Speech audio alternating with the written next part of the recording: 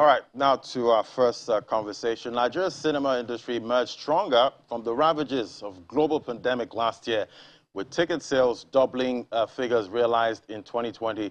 The total weekend movie ticket sales rose by 100% to 2.4 billion naira in 2021 from 1.2 billion naira in 2020, according to data by the Cinema Exhibitors Association of Nigeria. Well, let's get analysis now from Mary Amadi Emina, creative industry analyst, Steers Business. Great to have you. Good morning. Hi, good morning, Madi. Yeah, quite an impressive numbers there for 2021, considering the headwinds of COVID variants, inflation amongst others. What drove this, because cinemas were supposed to be operating at half capacity, if I remember. Yes, exactly. So cinemas in Nigeria were operating at, and are still operating at half capacity. But I believe what drove this demand was basically content. A lot of local content was released last year, and I think Nigerians are beginning to appreciate Nollywood films now. So I think because of that, the demand was really, really high.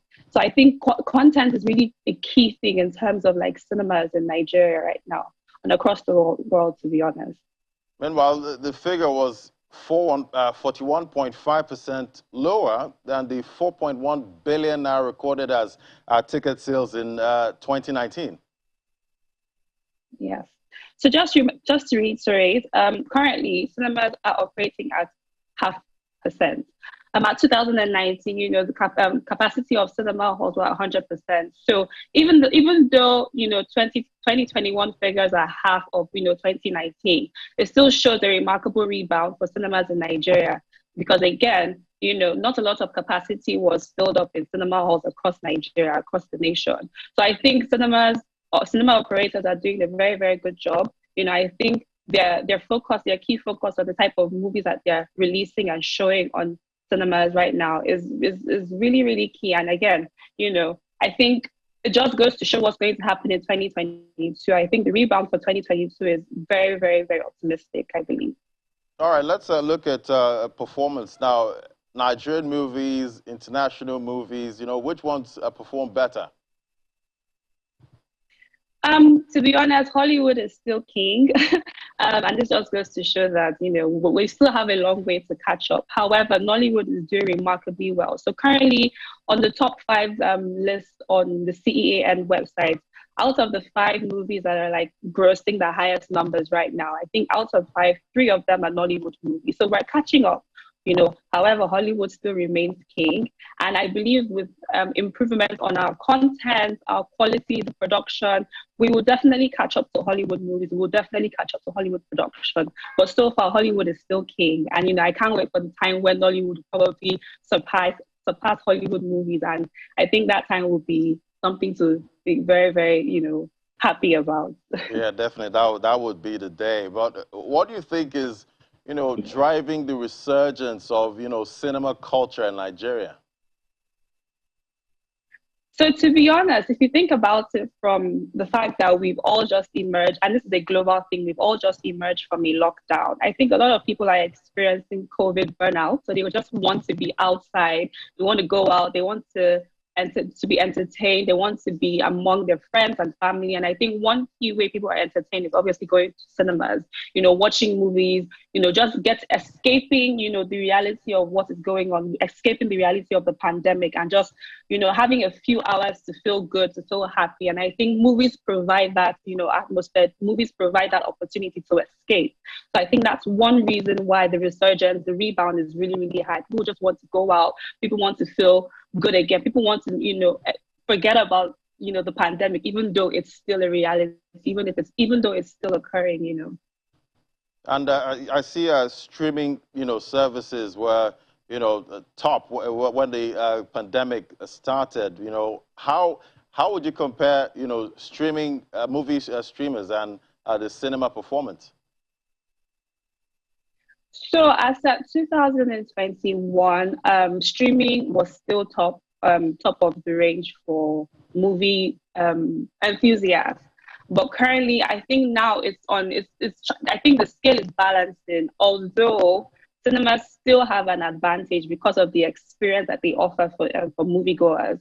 Right now, I think what we'll be looking at in 2022 is a lot of collaboration between producers, cinema operators, and streaming companies. So, for example, in 2021, there's a movie called Red Notice, and that was produced by Netflix.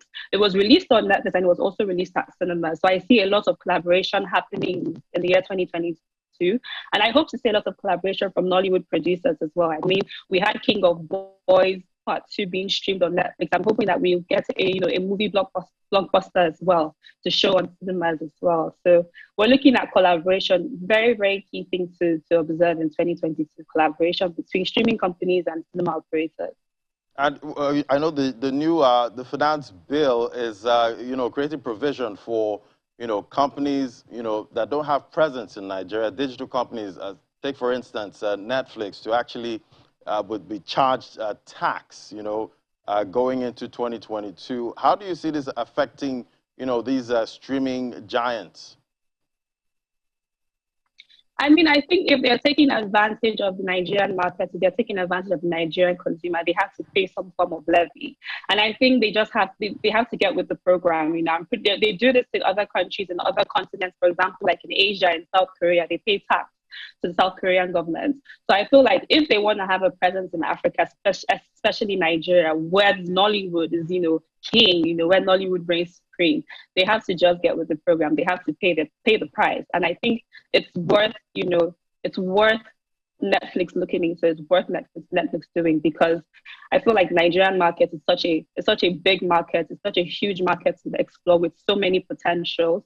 There are lots of producers coming up now, there are lots of movies being released in the next coming months. I think there's nothing bad in the tax that's being levied on Netflix. I think they should really take advantage of it. And there are concerns that this will be passed on to viewers like us. Yes, there is that concern. However, right now I think, regulators and movie operators are trying to find a balance. They're trying to find that sweet spot where it's not too heavy on the pockets of Nigerians, and Nigerians are still able to, perform their civic duty. So I think we just have to wait and see what happens in the coming future, in the coming months of 2022. I'm very, very optimistic about the film industry, to be honest. I think we're doing an amazing job. I think Nollywood producers are doing amazing. So we just have to look forward to what the next couple of months is going to say for Nollywood. Quite interesting. But Nigeria's media and entertainment industry has been described as, fastest growing, creative industry in the world. It has the potential to become, our greatest export. At a time where government is, looking for revenue, what can be done to, harness this industry? So I think the one thing that we should look at is investment. So yes, the media and entertainment industry is the fastest growing, but there's not a lot of investment opportunities for local talent. I mean, if not for Netflix offering funding opportunities to producers in Nigeria, I don't think we'll be able to have movie productions on platforms like Netflix. And just recently, Amazon Prime has signed a deal with Inkblock Production Studios, to start releasing Nollywood content on Amazon Prime. So I think one major thing that the government should look at is investment opportunities for small film producers, local talent, to be able to boost the economy, to be able to boost the sector, to diversify from oil as a revenue for Nigeria. And then another thing that I think we can also look forward to is just training and workshops, collaboration with Hollywood partners. I feel like everyone knows that Hollywood is still the king in terms of entertainment and movie in the world.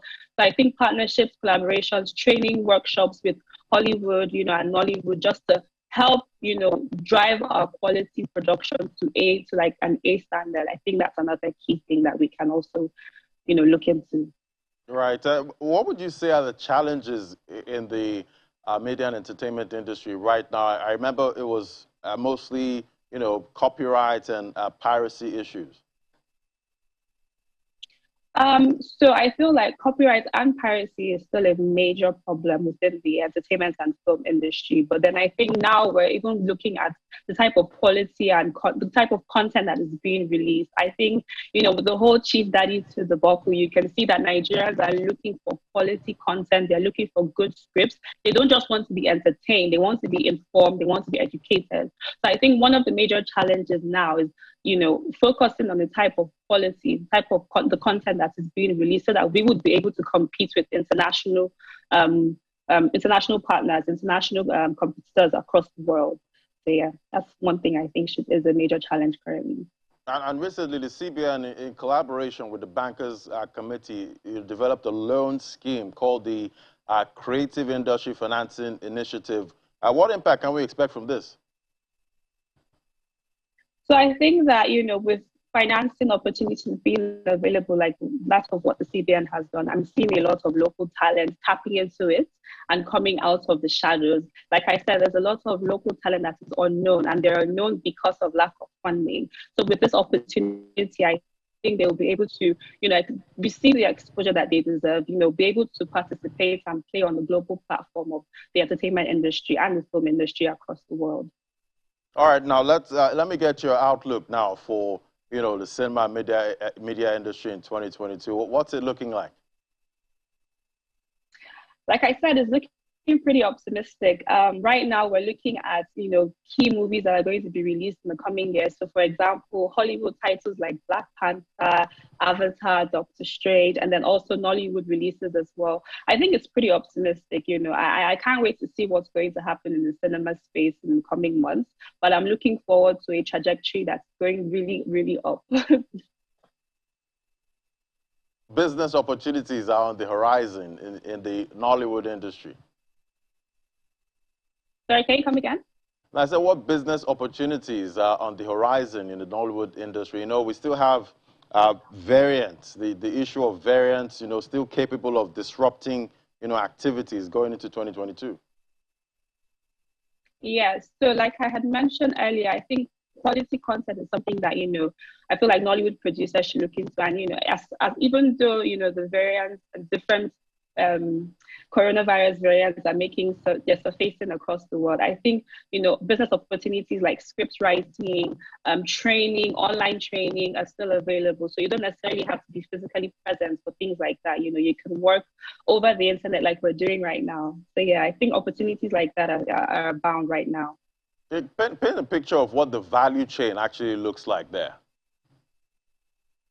Okay, so in terms of movie production, we have pre-production, production, and post-production. So within those categories, you have pre-production, you have your producer, your director, your cast, and your crew. And so under the cast and your crew, you have your actors, your cinematographer, your script writers, and all of that. And then under production, it's the same actors that are also there, where you go into filming, where you're filming the film, you're acting for, I think, really from 1 week to about 6 months, depending on how long or how big or how wide your budget is. And then after production, you have post-production, where editing comes in. So you're putting the pieces of what you've captured prior to make it one whole film, to make it cohesive and comprehensible. So this is where your editors come in. This is where your color correctors and color graders come in as well. This is also where your music directors come in to add sound and music to the film. So I think the value chain is very, very extensive. And I think even more opportunities, even more spaces are being generated just because of, the influx of new technologies currently right now. So, yeah. And that translates to employment, I guess. Yes, it does. All right, Marie Amadi Amina, creative industry analyst at Stairs Business. It was great having you on the show today, and Happy New Year. Happy New Year to you too. Thank you, Laddie.